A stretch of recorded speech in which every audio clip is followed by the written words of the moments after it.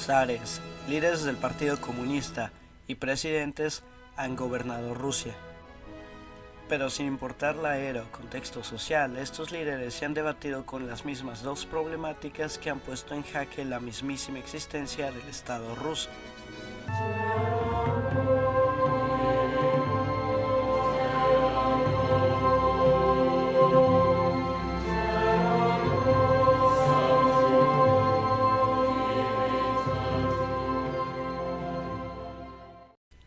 Rusia es el país más grande del mundo.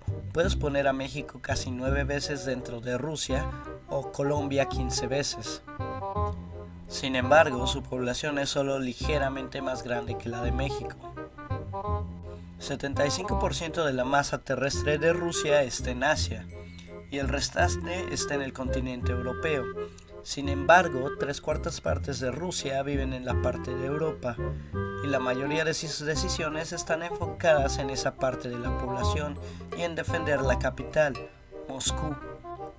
Y es en defender su centro, Moscú, donde Rusia se ha debatido con dos problemáticas que han puesto en jaque la mismísima existencia del Estado ruso. El problema es que Rusia no tiene fronteras naturales significativas que protejan su capital y no tiene salidas al mar. Estos dos problemas han influenciado cómo el país interactúa con el exterior.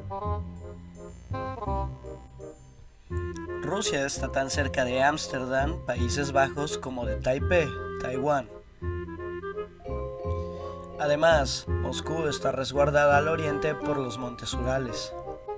Resguardando el norte de Rusia está el océano Ártico, que hace imposible una invasión a Rusia desde el océano. Al sur y suroeste tiene a los montes Cárpatos y las montañas del Cáucaso respectivamente, barreras naturales que hacen que un intento de invasión sea muy difícil. Pero el oeste tiene a la Gran Llanura Europea. La Gran Llanura Europea es el accidente geográfico libre de montañas más grande de Europa. Se extiende desde los Pirineos, Francia, y del Océano Atlántico al oeste hasta los montes Urales al este. Este ha sido tradicionalmente un corredor que varios países europeos han utilizado tradicionalmente para invadirse. Este corredor es la mayor pesadilla de Rusia porque no hay ninguna protección natural entre Moscú y Europa, y este ha sido el medio utilizado para invadir Rusia en muchas ocasiones. Francia con Napoleón y Alemania en las dos guerras mundiales. El objetivo que Rusia ha perseguido es adquirir tanto espacio como pueda ser posible en las grandes llanuras europeas para tener suficiente espacio entre Moscú y el mayor poder dominante de la Europa continental. Esta doctrina militar se denomina defensa en profundidad. Así, cuando un ejército invasor llega a Moscú, sus líneas de suministro se han extendido demasiado y hace extremadamente difícil continuar sus operaciones militares. El segundo mayor desafío geográfico es que no tiene rutas marítimas apropiadas con el exterior. Este problema se divide en dos. No tiene puertos de aguas cálidas y los pocos que no están congelados en invierno terminan en cuello de botella. Esto significa que las ciudades que tienen estos puertos no pueden comerciar por gran parte del año vía marítima y que los buques militares no pueden salir de estos puertos sin la ayuda de un rompehielos. El segundo problema son las salidas de cuello de botella. Esto se aplica para varios de sus puertos como los de San Petersburgo, Sebastopol y Vladivostok. En el puerto de Vladivostok sería Japón, porque es Japón quien controla todas las posibles salidas al mar en esta parte del mundo. En el puerto de San Petersburgo sería Dinamarca, quien controla el estrecho del Sund. Y en Sebastopol sería Turquía, quien controla el estrecho de Bósforo. Además, estos tres países son partes de la OTAN, la alianza militar para contrarrestar a Rusia. Estos tres países, de así quererlo, podrían detener el tránsito marítimo de Rusia con el exterior.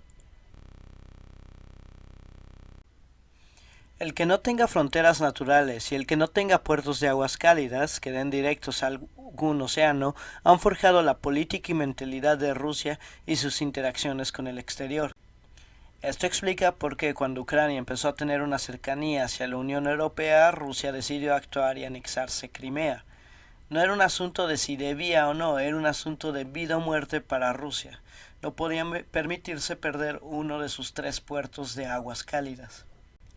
También esto explica por qué la estrategia de guerra de la Marina rusa gira en torno a submarinos. Son capaces de pasar sin ser detectados a través de los cuellos de botella antes mencionados y pueden moverse en invierno por debajo del agua congelada.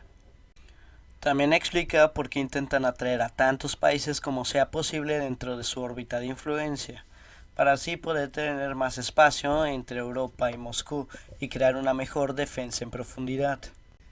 En el futuro, Rusia seguirá intentando adquirir más espacio entre Moscú y los grandes poderes de la Europa continental.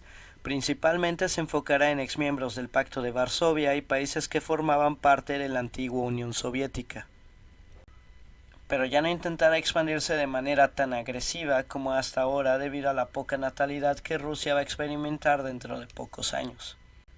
Rusia va a tener menos población, por ende menos soldados a su disposición y no va a poder recaudar tantos impuestos como hasta ahora. Además, con el cambio de Estados Unidos de importador a exportador de petróleo y gas natural, es probable que la renta del Estado ruso por ventas de petróleo y gas disminuyan en los próximos años, especialmente en Europa, cambiando el tablero de la geopolítica de Rusia. Esto hará aún más débil la economía rusa. A pesar de que Rusia tendrá más problemas en los años venideros, seguirá siendo un actor relevante a escala internacional y de peso militar y económico. La actitud y mentalidad de Rusia ha sido forjada por su geografía y su historia de constantes invasiones hacia su capital.